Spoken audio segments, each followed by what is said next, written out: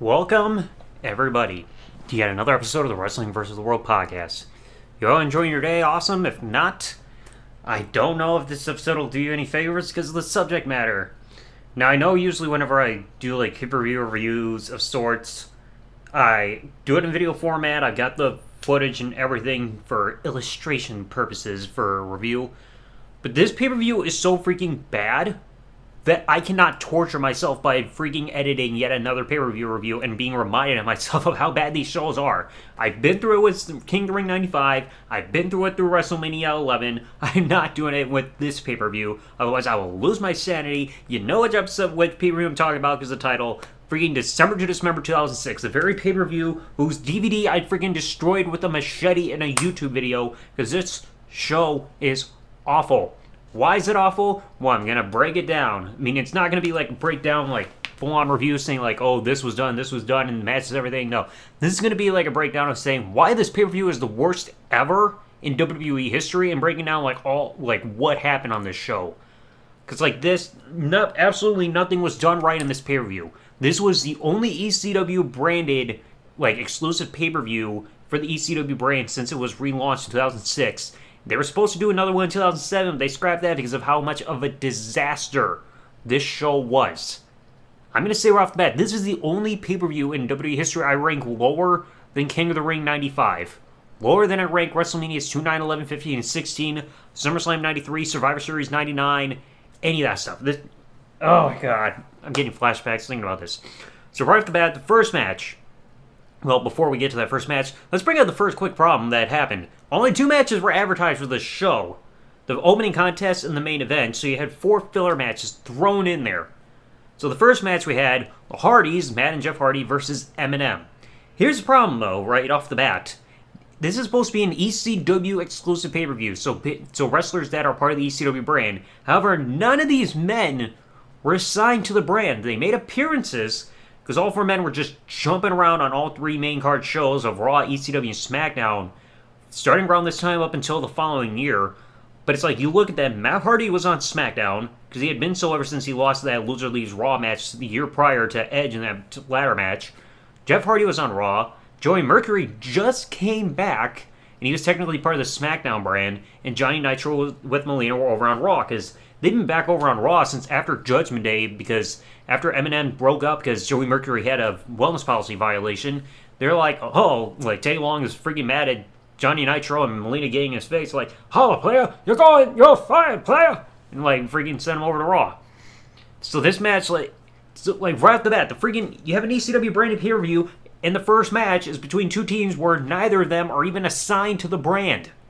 They're just jumping around because this freaking brand was hurting for certain. Like, good lord. Like, yeah, it was the best match on the card, but this match also, like, is not only the second longest match on the night, but it felt like this match dragged on just to fill up time because this match, I think, lived a little over 2 hours. So it's like they had 3 hours of pay-per-view time to kill. They had to stretch this match out to the point where it just felt like it dragged. Like, golly. Like, no offense to Hardy Boys or Eminem. Both are great tag teams, but you know there's a problem when you have to call in 2 tag teams from different brands where the teammates are not even technically on the same brand as each other because of the brand split, and they have to be on an ECW-exclusive pay-per-view just to try to get hype for this show because it's one of the 2 hyped-up matches that were advertised for this show in the first place. It's like, yeah, Hardy Boys won, great, but still, like, not the best decision. And like I said, the fact that they were running low or having a hard time filling up time and everything, maybe because of a thin roster, maybe because somebody in creative team did not freaking think this out, you had to have the match drag out. Now the second match, oh, I fucking hated this one. This is where the shit really starts at the fan. Balls Mahoney versus Matt Striker in a Strikers rules match. If memory serves me right, the rules were like saying no hair pulling, no eye gouging, no moves off top rope, and maybe, I think it was also like no foul language. It's like, fuck that. So it's like you have, ECW supposed to be known for being extreme, but your second match on the card has an extreme reinforcement of the rules. Like, seriously, like, you're just reinforcing rules about saying no eye gouging, no hair pulling.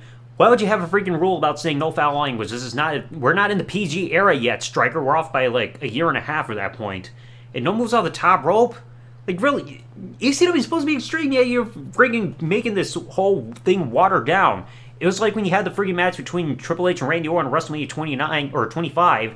They're supposed to want to rip each other's heads off, but then you also have the rules saying Triple H can lose a title by disqualification, so you're restricting them to make this match actually interesting. It's like, the only thing you probably remember from this match was that Matt Striker had a picture of his face on the ass of his tights, just to like make jokes saying, "Oh look, he's sitting on his own face, ha ha ha." Like, one thing I probably remember, the whole thing, like, well, Matt Striker was working on Balls Mahoney's left arm, which is absolutely pointless. There's one point where, like, I think Balls Mahoney did a leapfrog over Matt Striker. Matt Striker just stopped. He pointed to the crowd. He's like, did he just do a leapfrog? And, like, I'm like, yeah, he did a leapfrog. Fucking wrestle! Like, why? Like, you had to finish off with, like, a sit-out spine buster, and that was it. I think Balls was supposed to be, like head plants of doing, like, a pile driver off the second rope. Is like, couldn't, because, like, reinforcement of the rules. It's like, why don't we have... I'm surprised Vince McMahon did not think, oh, that's such good shit. We should do that in the PG era. Make everything like a Striker's Rules match. It's like, oh, we're trying to be PG. You can't use swear words or you get... Imagine getting disqualified for using foul language. Well, then again, we saw that once between Team Nexus and the Core on an episode of Raw when Cena was a referee, but still, you know what I mean. So then the third match, this one was honestly an absolute waste. Elijah Burke and Sylvester Terkay against FBI, aka Little Guido, otherwise known as Nunzio, and Tony Mamaluke. This was just a showcase just to try to get Sylvester Terkay over as a monster. But the problem is, I think, wasn't he released like a month later? Like, yeah, great move. Crowd didn't care for this. They were chanting TNA because Elijah Burke, his finisher was pretty much the front side Russian leg sweep, aka the stroke that Jeff Jarrett does. And Sylvester Terkay, he did the freaking muscle buster. Yeah, Samoa Joe. Like, it was just a showcase squash tag match. Did not do FBI any favors. So it's like, right away, you have the second match in, and the only match, or three matches in, second one involving any actual ECW originals, the only ECW, or guy from the original ECW that won his match, even on the show, was Balls Mahoney. That's sad. And again, it was in a freaking standard match. Next match, this match, I think you could tell freaking Tommy Dreamer was not feeling this. He had to go one-on-one against Daivari. With Great Khali, who had him in his corner, Khali got sent to the back. Just standard back and forth match. Again, nothing special. It was just a standard match. Dreamer was going to go for the DDT. Daivari reversed into a roll-up with the tights. And Dreamer was just looking like he was laying there on his back. He was like, fuck this shit. Like, usually if you're getting covered by a schoolboy roll-up, there's at least some kind of element of, like, trying to fight your way out of the pin. Even when you're getting rolled up, even with the tights. Because, like, you see that a lot. Especially if somebody is not getting their ass kicked that badly. And yet Dreamer did not even try to fight out. I mean, like look at SummerSlam 2002. Shawn Michaels countered the pedigree into a jackknife roll-up at the end of his match against Triple H. And Triple H, who was completely out of full energy, bloody and beaten and battered and bruised, yet even with that jackknife roll-up after getting his ass kicked, he was still trying to kick out of the pin. But yeah, Tommy Dreamer did not take that much offense in comparison. He was just laying there and be like, just let him win. Like, the only extreme moment you had, even up to this point of the show, was after the match when the Great Khali did that two-handed choke bomb, I think later known as the Punjabi Plunge, on the stage. That was the most extreme moment you had all night. And it wasn't even during the match. And this led to nothing because Daivari didn't really do anything after this. Like, yeah, Daivari freaking managed Great Khali for a little while before Regent Singh took over, but then afterwards, Daivari didn't do a damn thing. The next thing you know, he eventually leaves. The only thing I remember Daivari doing after this was being the first person to ever take a pinfall loss from Cody Rhodes. In, like, the following year when Cody Rhodes had that rule saying, oh, pal, your job is on the line. You're losing a lot. If you don't win this match against Daivari, you're fired. That's the only thing I remember Daivari doing after this. Then this next match, I think Mike Knox talked about this in a backstage in an interview. Himself and Kelly Kelly teaming up against Ariel and Kevin Thorne. I think Mike Knox even was discouraged from doing this match because I think freaking Arn Anderson talked to him backstage saying that no matter what, nobody's going to remember this match. They're just going to focus on Kelly Kelly or whatever, and that freaking completely depressed him. But, like, this whole thing, this match was honestly pointless. The only babyface in this match was Kelly Kelly in this mixed tag match. Nothing special to it. And honestly, there are two things to remember. Kelly Kelly wishing CM Punk the best of luck in the main event to do a promo before the match. And then, of course, freaking Mike Knox deserting Kelly Kelly. That's all you remember, and then Ariel and Kevin Thorne won. Yay! Wrestling! So now we move on to the main event, and I know I skipped bringing this up on the pay-per-view because this was a sad note. During the show, like for the main event, this was the only other match that was advertised for the pay-per-view. It's supposed to be Big Show defending the ECW Championship against Bobby Lashley, Test, Rob Van Dam, CM Punk, and Sabu. However, freaking Sabu got taken out backstage by a mystery assailant, which never got followed up upon. Got attacked by, like, backstage, rendered unable to compete, and they just had Hardcore Holly take his spot. Like, this would have been the perfect environment for Sabu. Like, he's the suicidal, homicidal, genocidal, death-defying maniac, for fuck's sake. But instead, they put in Hardcore Holly. So, the whole role is 2 men start, 1 man in each chamber pod, but each chamber pod has a weapon. One has a chair, one with a crowbar, one with a baseball bat covered in barbed wire, and a table. However, Extreme, I think the only match that may be Elimination Chamber match that has been voted to be worse than this was the Intercontinental Championship Elimination Chamber match from 2015. Most likely rightfully so, even though I can't remember the latter. But this match, you started off with Rob Van Dam and Hardcore Holly. They tried repeating that spot from the first Elimination Chamber match where RVD is like Spider-Man on the chains on the wall surrounding the chamber, but then missed flying off because Hardcore Holly got out of the way. I mean, everybody's wanting to see CM Punk win this, but yet he's the first man eliminated because of Rob Van Dam. Really took the wind out of the sails of the match, like, right about that point. Hardcore Holly got taken out. I think it was like almost like a miscommunication in terms of like a 3 count being done. RVD got taken out nastily because you got freaking, I think he had a chair on top of his head while also being probably, I think, one of 2 people busted open in this match. And Test did an elbow drop off the chamber pod to eliminate RVD, which was a great moment. But still, like, that was one of the few extreme moments you had of the night. Then, like, this is where everything then starts to go downhill. Test gets taken out because of Bobby Lashley with the crowbar. Then you're down to Lashley and Big Show. This was the point where people just gave up on this. And I do not blame them. You're like, Big Show kind of got his barbed wire back stuck in a chamber wall, in the parts of the chamber wall. He got freaking blasted through one of the pods. Big Show's bleeding. And at the end, Bobby Lashley got the spear to get the victory and become the new ECW champion.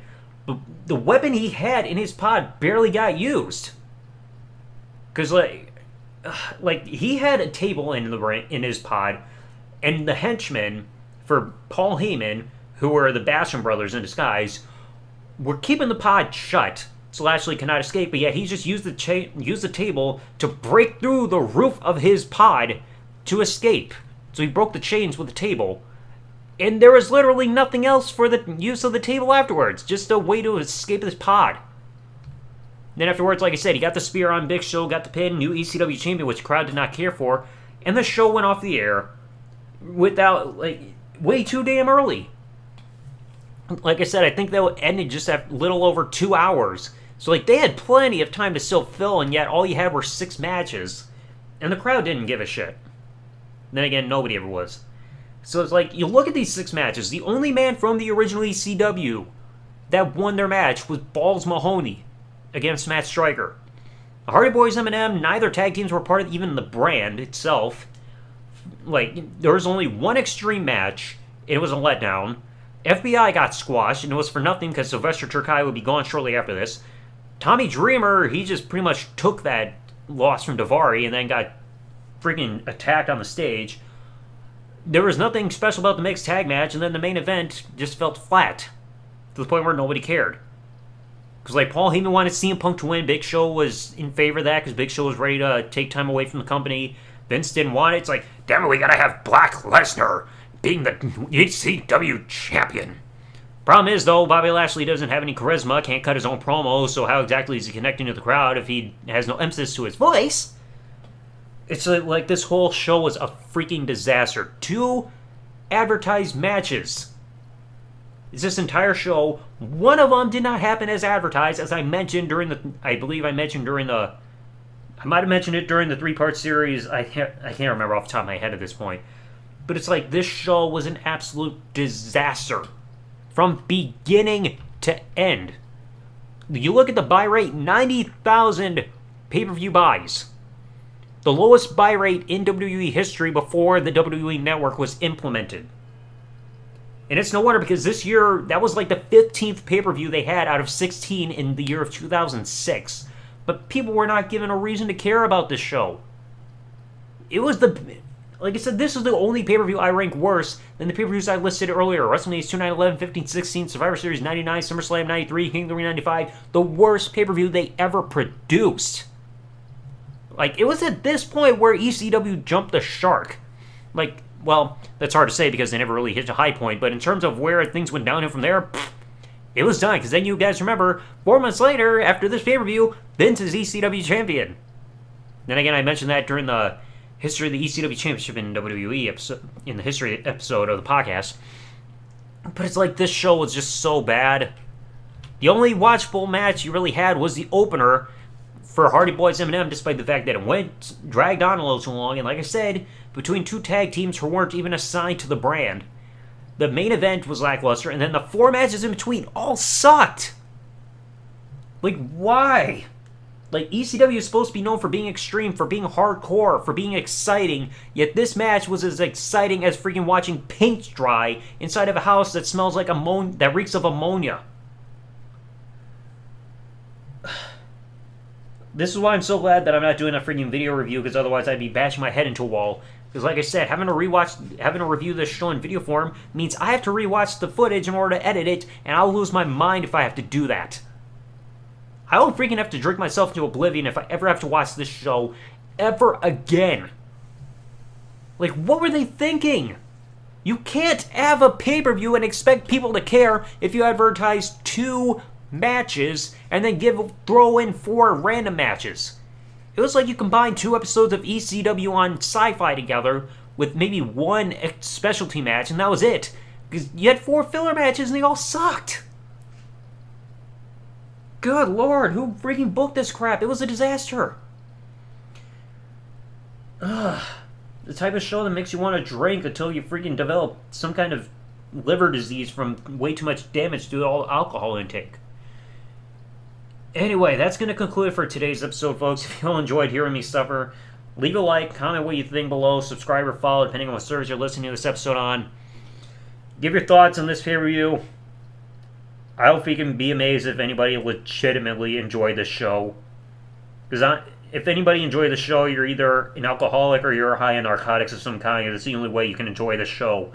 You have to be high on acid to watch the show and think that it was anything even remotely entertaining. At all. So anyway, thanks for listening, everybody. Like, comment, subscribe. Peace out, and good day, everybody.